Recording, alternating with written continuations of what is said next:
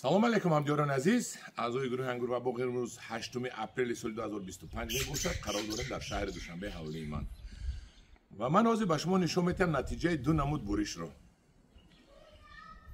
дар ду тарафи ман себи пинкледи ҳаст, сину солашон як ҳаст. якташро мо буришашро кам буридем ва вазн кашол кардем, навдаро хобондем. ҳамин хел манавам хел ина моли хобондагӣ буду ғалтид. дуюмашро бо мақсади он ки навдаҳои навтияду навда ин тараф биёяд калта када буридем. мана ин дуташро ҳам овезон кардем. ҳамдиёрони азиз, ҳамин ду намуд буриш ба мо чӣ нишон дод?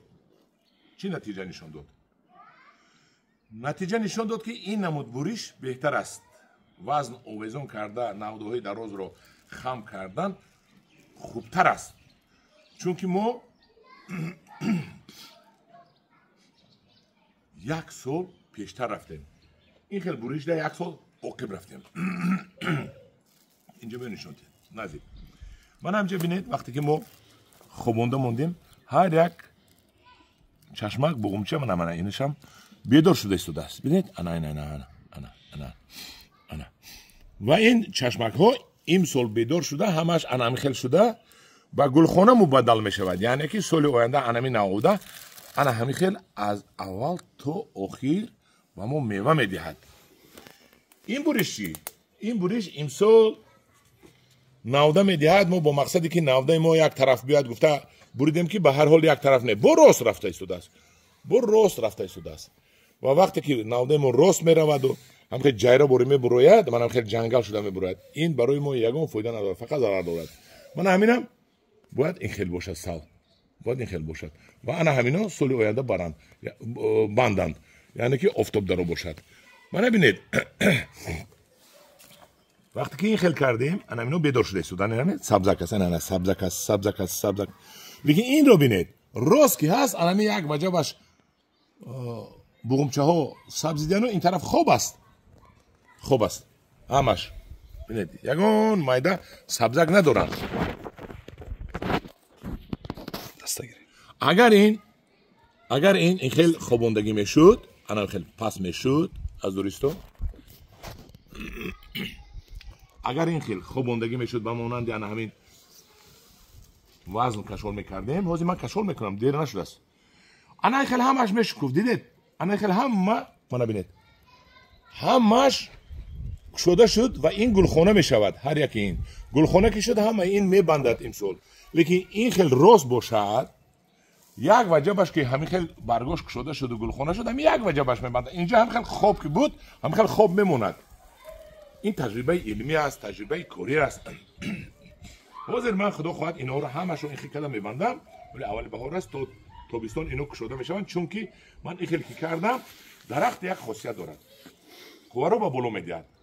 ин хел ки кардам, инҷода қувват мебиёяд, ин чашмакор ба монанди ана ин кушода мешавад, ана ин навда барем ва соли оянда мо инҷода мева мегирем. агар ман ҳозир ҳамина вазн натиҳам, соли оянда инҷа холӣ мемонад, ҳам хел навдаи холӣ ва мо ягон мева намегирем. ва инро бинед, имсол мо аз ин себ ки ин хел буридем, чӣ қадар бисёр гул кардагӣ ҳам, чӣ қадар бисёр мева бастагӣ. мевои инро ҳоли мо бо кам мекунем 50%-ашро, чунки ин ҳамҷода як 20 ки баст, ин худаш хам мекунад, аллакай мо инро мегирем.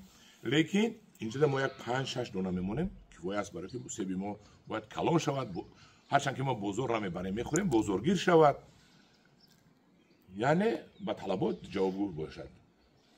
хулоси гап, вақте ки ҳамин дарахти шумо манам хел навдаош ҳаст, манам хел шумо вазн партоеду ин хел кунед, майдаш ин хел карда монед ва то ки ана ин буғумчаҳои будагӣ бедор шавад ба монанди ана ин вазн ки дорад ҳамаш бедор шудааст, ба шумо соли оянда мева бандад. ва бояд дарахти шумо ҳамин хел бошад, буришаш навдаояш ҳамин хел тараф рафта бошад, боло не, боло фақат лидер меравад. мана якум этаж, мана инҷа ана ин дуюм этаж, дуюм қатор, якум қатор, мана ино якум қатор, ин дуюм қатор мешавад, болода сеюм қатор, баъд болои дигар намеравад ин. میوه که بسیار شد دیگر حرکت به بالا نمیکنه. برای همین من حاضر این رو میبندم، این رو باز آویزان میکنم، این رو آویزان میکنم، این نوده رو آویزان میکنم، چون که نتیجهش رو دیدم من این رو بینید یکانتش بیدار شدگی نیست. این رو آویزان میکنم تا که اینا همش بیدار شوند. این رو آویزان میکنم هرچند که تا اینجا آویزان شده است، اینا بسیار آویزان شود، بسیار وای شود، بیدار شود. این هم اینجا شو آویزان میکنم که بیدار شود مخچه. لیکن این رو دیگر آویزان کرده نمیشود. این ببینید این کالتا بریدگی من سخت است، این آویزان کرده نمیشود.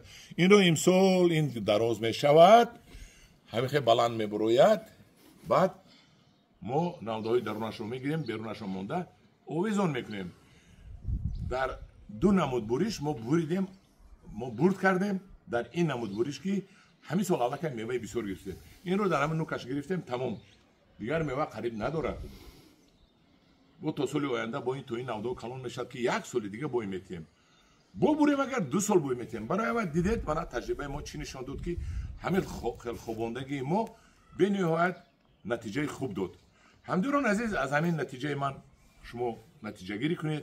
همین نوده هایتون رو پویم وزن تید تو پویم خمد. لیکن انی خیلی نکنید با. انی خیلی نشان ته. انی خیلی خم نکنید. خیلی خم نکنید. همین خیلی کنید که همین قریبی که رست داد. انی خیلی هم ایستاد میشود. ما حالی خم کشیدن گیریم اینا میگیرم. انا همدیران عزیز در پناه خدا باشد، خدا نگهبان شما باشد.